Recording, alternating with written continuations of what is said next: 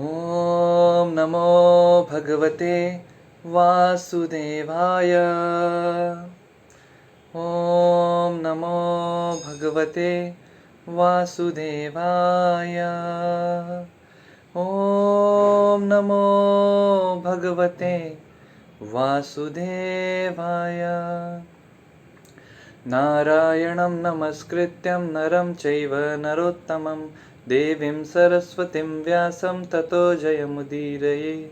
नष्टप्रायेषु भद्रेषु नित्यं भागवत सेवया भगवती उत्तमश्लोके भक्तिर्भवती नैष्ठिकी।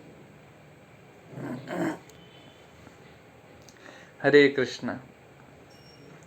तो आज हम पढ़ेंगे श्रीमद् भागवतम के 12वें स्कंद के 13वें अध्याय और 16वें नंबर का श्लोक।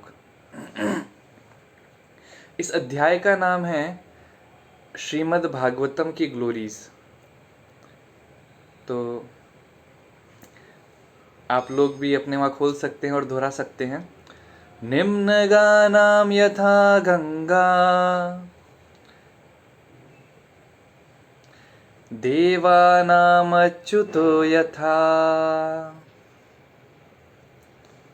वैष्णवानां यथा Shambhu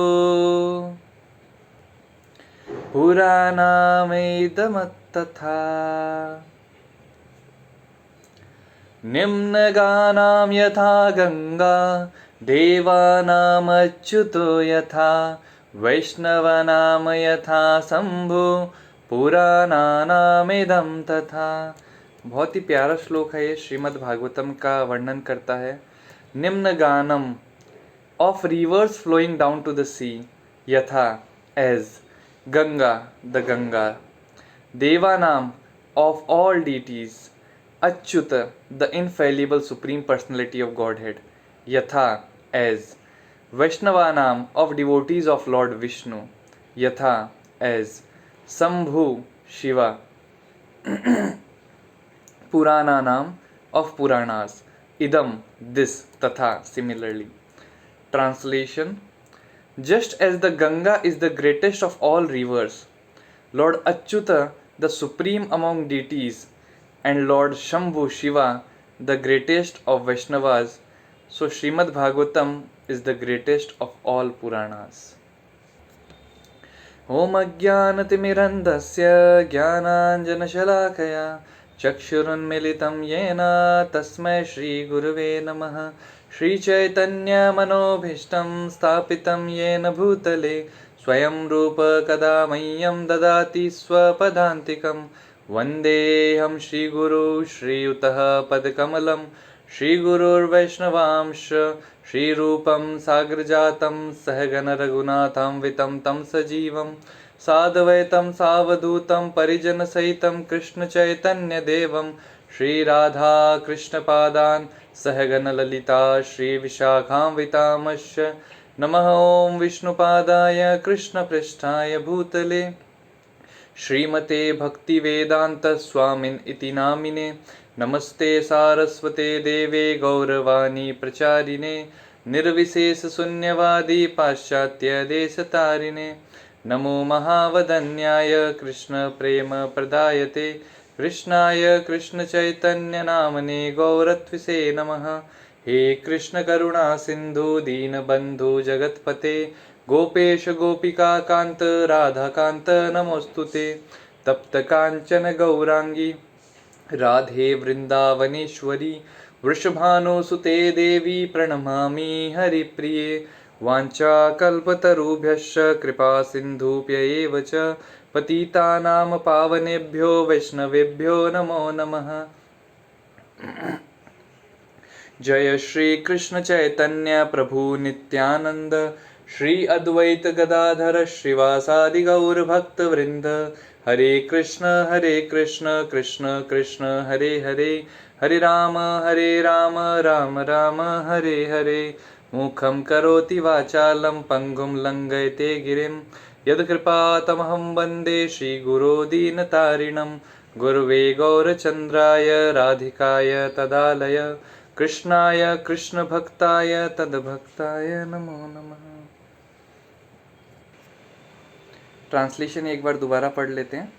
just as the Ganga is the greatest of all rivers, lord Achyuta the supreme among deities, lord Shambhu Shiva the greatest of Vaishnavas, and Shrimad Bhagavatam is greatest of all the Puranas.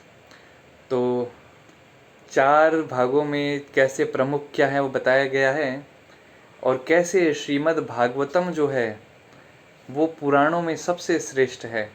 तो उस पर हम ज़्यादा चर्चा करेंगे, पर उसके पहले हम देखते हैं सारी ग्लोरिफिकेशन कौन कौन क्या क्या है। जैसे कि माँ गंगा के बारे में यहाँ वर्णन किया गया है कि माँ गंगा जो है सभी नदियों में सबसे श्रेष्ठ है। और वर्णन भी आता है, देवी सुरेश्वरी भगवती गंगे त्रिभुवन तारिणी तरल तरंगे, शंकर मौली विहारिणी विमले मम्मतिरास्ताम तव पद कमले। देवी सुरेश्वरी भगवती गंगे, तो जो गंगा माता है वो देवों की गॉडेस है, और यही नहीं वो लिबरेशन प्रदान करती है, मतलब त्रिभुवन तारिणी, इस त्रिभुवन से तारने तक का हमें लिबरेशन प्रदान करती है। और कहाँ रिसाइड करती है? शंकर, है ना, शंकर मौली विहारिणी विमले, जो शंकर जी हैं उनके जटा में निवास करती है। और कहाँ से निकलती है? पद कमले, भगवान के चरणों से निकलती है। तो यह है ग्रेटनेस माँ गंगा की, कि गंगा माता जो है कहाँ से निकली है? भगवान के चरणों से। तो क्या कह सकते हैं हम गंगा माता को? चरण अमृत, भगवान के चरणों से जो अमृत है वह गंगा के रूप में आता है। आप शंकराचार्य के द्वारा रचित श्लोक में भी देखेंगे, जब भगवत गीता का वर्णन आता है, भगवत गीता किंचित धीता गंगा जल का कणिका पीता, मतलब गंगा जल का कोई कण भी पी लेता है, मतलब एक बूंद भी पी लेता है, तो यम न चर्चा, उनकी चर्चा यमराजों के वहाँ नहीं होती, मतलब उसको मोक्ष प्रदान हो जाता है। तो ये तो ग्लोरिफिकेशन है गंगा का। Lord Achyut the supreme among deities, Achyut का मतलब क्या होता है? अच्युत के 2 मतलब होते हैं। पहला तो अच्युत, च्युत मतलब जिसका पतन हो जाए, अच्युत मतलब जिसका कभी पतन ना हो। तो प्रभु जिनका कभी पतन ना हो। और दूसरा मतलब क्या है इसका अच्युत का? जो अच्युत की शरण ले, जिनकी कोई शरण ले और उसका भी पतन ना हो। तो जो भगवान अच्युत की शरण लेता है उसका भी पतन नहीं होता है। और तीसरे शंभु शिवा, शंभु तत्व बहुत बड़ा है, उस पर फिर कभी भविष्य में हम चर्चा करेंगे और डिटेल में। पर यहाँ बताया गया वैष्णव नाम यथा शंभु, जितने भी वैष्णव, वैष्णव कौन होते हैं? जो भगवान विष्णु के जो पूजा करते हैं, अर्चना करते हैं, उन्हें कहा जाता है वैष्णव। और वैष्णव नाम यथा शंभु, सभी वैष्णवों में सबसे श्रेष्ठ कौन है? भगवान शिव। भगवान शिव हमेशा अपनी माला पे जप करते रहते हैं, राम राम रामेति रमे रामे मनोरमे सहस्त्र नाम तैतुल्यम राम नाम वरानने। हमेशा उनका निरंतर जप चलता ही रहता है। और अगर आप जाएंगे भुवनेश्वर में तो एक आम्रवन जो है वो जगह है जहाँ पे उन्होंने पार्वती माता को पूरी की पूरी कथा सुनाई थी, राम कथा, कृष्ण कथा, भागवत कथा, पूरा उन्होंने वहाँ वर्णन किया था। तो उस पर कभी भविष्य में दोबारा टॉपिक लेंगे, तब डिटेल में चर्चा करेंगे। तो आज का हमारा फोकस है Shrimad Bhagavatam is the greatest of all the Puranas. Shrimad Bhagavatam का गुणगान श्रीला सनातन गोस्वामी करते हैं अपनी कृष्ण लीला स्तव में। सर्वशस्त्राब्धि पीयूषा सर्ववेदेक सत्फला सर्वसिद्धांत रत्नध्या सर्वलोकैकधृक् प्रदा सर्वभागवतः प्राणा श्रीमद्भागवतः प्रभो कलिध्वंतोदितादित्या Shrikrishna परिवर्तिता। O Srimad-Bhagavatam, O nectar churned from the ocean of all Vedic scriptures, O most prominent transcendental fruit of all the Vedas, O you who are enriched with the jewels of all spiritual philosophical conclusions, you who grants spiritual vision to all the people of the world, O life breath of Vaishnava devotees, O Lord, you are the sun that has arisen to dispel the darkness of Kali Yuga. You are actually Lord Krishna who has returned among us. तो यहाँ पे सनातन गोस्वामी क्या बोल रहे हैं कि तुम वही कृष्ण हो जो श्रीमद् भागवतम के रूप में आए हैं। श्रीमद् भागवतम में और कृष्ण में अंतर नहीं है। जो हम हमेशा सुनते हैं नाम रूप गुण लीला, कृष्ण का नाम रूप गुण लीला एक ही है, क्योंकि कृष्ण तो है पूर्ण। ओम पूर्णमद पूर्णमिदं पूर्णात् पूर्णमुदच्यते पूर्णस्य पूर्णमादाय पूर्णमेवावशिष्यते। तो भगवान हमेशा पूर्ण है, और भगवान की ही जब लीलाओं का मैनिफेस्टेशन होता है, जब वो लीलाएं रिटर्न फॉर्म में व्यासदेव लिख रहे हैं, वह सारी लीलाएं क्या है, वह भगवान स्वयं है। वह उनमें और भगवान में कोई डिफरेंस नहीं है। भगवान के नाम में और भगवान में डिफरेंस नहीं है। तो ये चीज़ बहुत ही ज़रूरी है हमें समझना, जो यहाँ सनातन गोस्वामी बता रहे हैं कि कैसे जो कृष्ण है स्वयं प्रकट हुए हैं श्रीमद् भागवतम के रूप में। एक कथा भी आती है कैसे एक गोकर्ण और धुंधुकारी की कथा, बहुत फेमस कथा है, आप लोगों ने सुनी भी होगी। तो तुंगभद्रा नदी थी, उसके पास में एक बहुत ही अच्छा गांव था या शहर था, टाउन, और वहाँ पे एक ब्राह्मण रहता था, आत्मदेव की समय के साथ शादी हुई और उनकी पत्नी का नाम था धुंधुली। तो धुंधुली थी, ये हर चीज़ अपने हिसाब से करना चाहती थी, थोड़ी एरोगेंट थी, थोड़ी कनिंग थी, और साथ ही साथ वो बैरन भी थी। उनको कोई पुत्र नहीं हुआ, ना पुत्री ना पुत्र।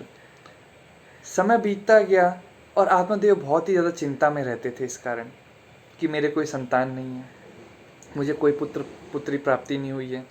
तो एक दिन वो ऐसे ही जंगल में चल रहे थे उसी सोच के साथ में, और तभी उन्होंने देखा कि वहाँ से एक ऋषि जा रहे हैं। तो आत्मदेव उन ऋषि के पास जाके रोने लगे, और आत्मदेव से ऋषि ने पूछा तुम्हारी परेशानी क्या है। तो आत्मदेव कहते हैं मैं क्या करूं, शायद मैंने मेरे पिछले जन्म में बहुत सारे पाप किए थे, और उन्हीं का परिणाम है कि मेरे पास रुपया पैसा सब कुछ है, पर मेरे पास कोई चाइल्ड नहीं है, मेरे पास कोई बच्चा नहीं है। और यही नहीं, मेरे पास एक गाय भी है, उसको भी कोई बच्चा नहीं है। मेरे पास आम के पेड़ हैं, उनमें भी आम नहीं उगते। तो ऐसा क्या सिन मैंने करा मेरे पिछले जन्म में कि जो भी मेरे से कनेक्टेड है उनको फल प्राप्त नहीं होता है।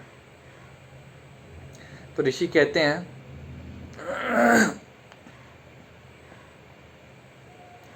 कि देखो तुमने जो पाप करे हैं अपने जीवन में, उसके अनुसार अगले 7 जन्मों तक तुम्हें कोई पुत्र प्राप्त नहीं हो सकता। और ये सुनने के बाद आत्मदेव जो था बहुत ही डिस्टर्ब हो गया और बहुत रोने लगा, और ऋषि से प्रार्थना करने लगा कि आप मुझे आशीर्वाद दें कि मुझे एक पुत्र प्राप्त हो जाए। और ऋषि उसकी वो इतना रोना देख के ऋषि को दया आ गई, उन्होंने एक फल उसको दिया और कहा ये फल जाके अपनी पत्नी को खिला देना और उन्हें एक बच्चा पैदा हो जाएगा। पर ध्यान रहे कि वह सत्य वचन पालन करे, अपने आप को शुद्ध रखे, खाना दिन में एक ही बार खाए, सात्विक जीवन जिए। अगर वो ये सारे प्रिंसिपल फॉलो करेगी तो उसको बहुत अच्छा बच्चा पैदा होगा। ये सुन के आत्मदेव को बहुत शांति मिली, बहुत प्रसन्न हो गया और घर की तरफ भागा गया, जाके अपनी पत्नी को वो दिया कि देखो ये अगर तुम खाओगी तो हमें एक पुत्र प्राप्त होगा।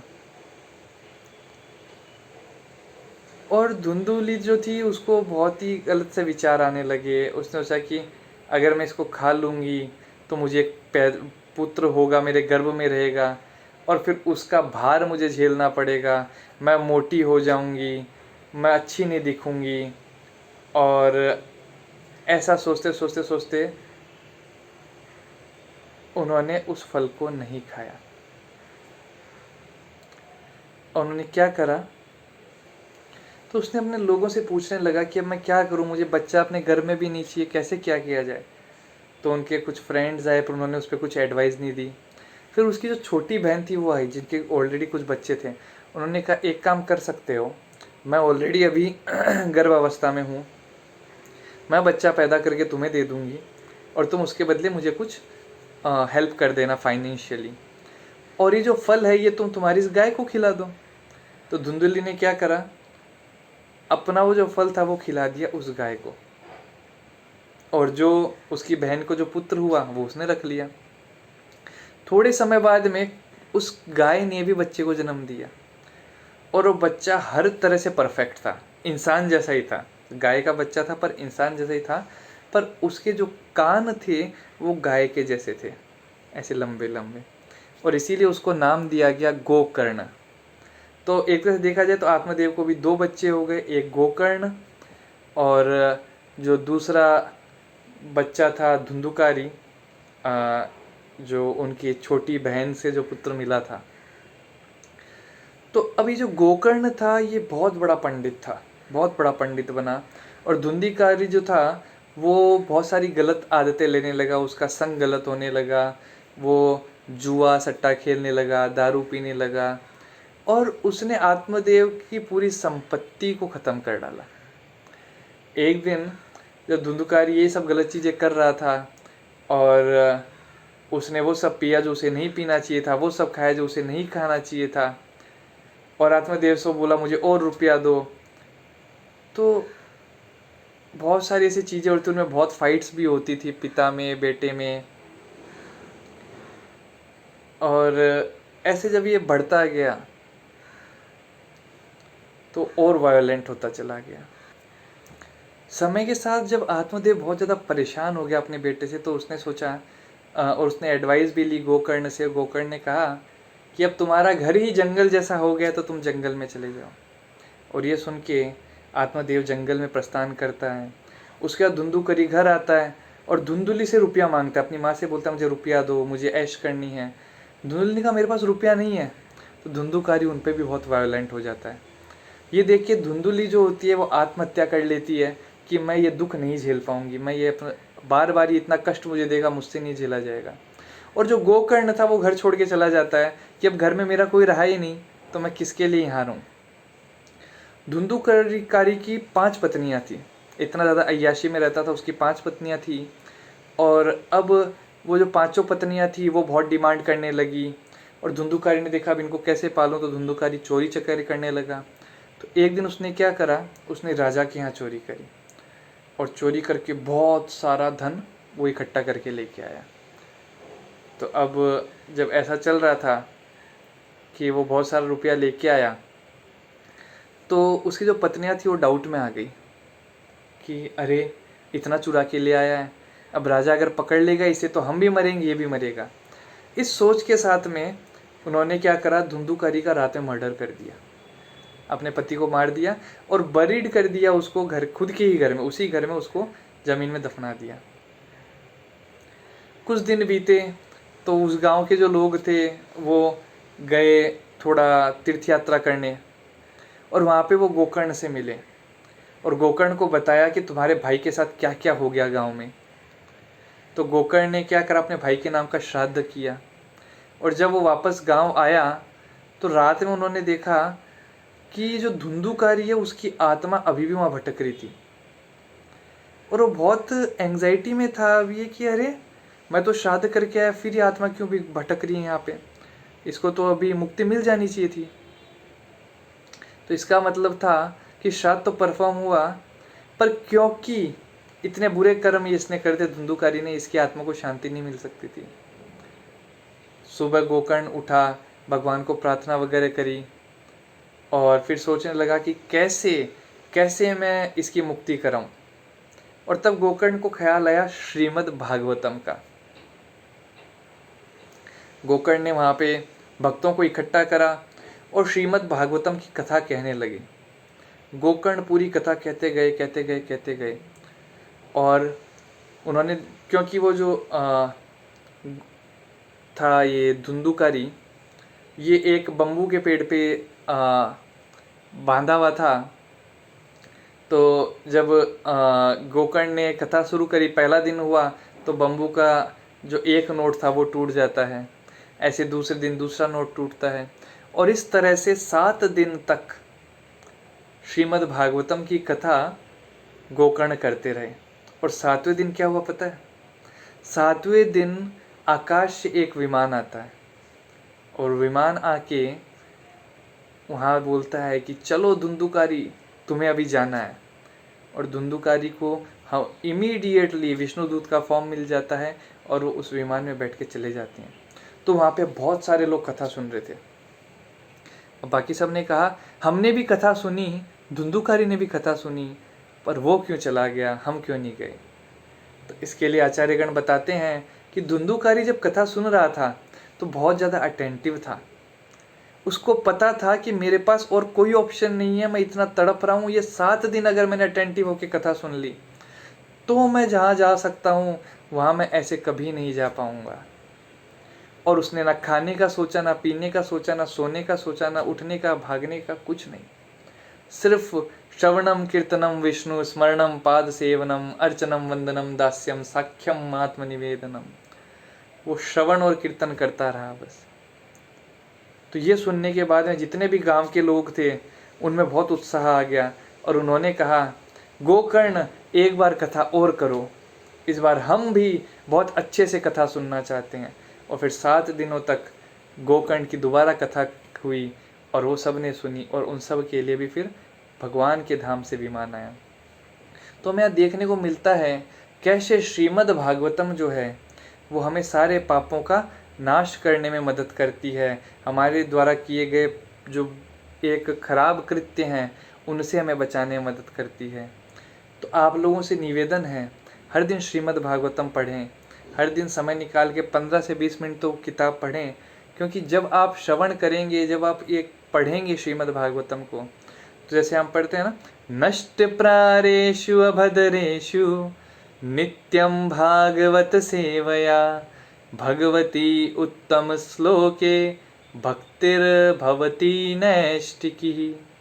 नैष्टिकी भक्ति भगवान के प्रदान होती है ना। अभद्र सारे खत्म हो जाते हैं। तो आज हमने देखा कैसे श्रीमद् भागवतम जो है वो हमें सभी पापों से मुक्त करती है, सभी अभद्रों से दूर करती है, और कैसे हमें जीवन को एक अच्छे राह पे चलने का मार्गदर्शन करती है। श्रीमद् भागवतम जो है ये भगवान का ग्लोरिफिकेशन है और भगवान से अभिन्न है। जिस तरह भगवान के नाम में और भगवान में अंतर नहीं है, उसी प्रकार श्रीमद् भागवतम में और भगवान में अंतर नहीं है। आज के लिए इतना ही। अब हम कल एक और टॉपिक लेंगे, उस पर डिस्कस करेंगे। श्रील प्रभुपाद की जय, गौर भक्त वृंद की जय, निताय गौर प्रेमानंदे।